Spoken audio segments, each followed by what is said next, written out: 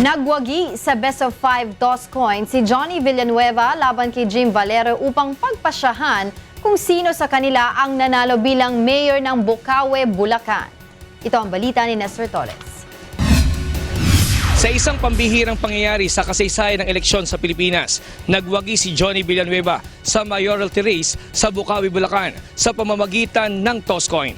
Tinalo ni Villanueva sa toss coin si Jim Valero matapos na magtabla sila sa bilang ng nakuwang boto. Isinagawa ang makasaysayang toss coin kaninang pasado 1:00 ng hapon ng Election Board of Canvassers.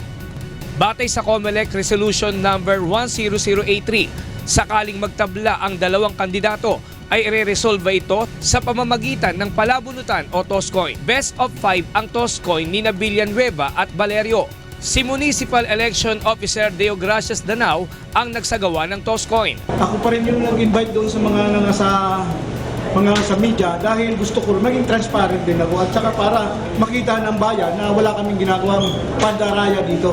So honest in goodness, clean, transparent and credible election yung ginawa natin. Ang nanalo sa toss coin na si Villanueva ay kapatid ng dating mayor ng Bocaue at senatorial candidate na si Joel Villanueva.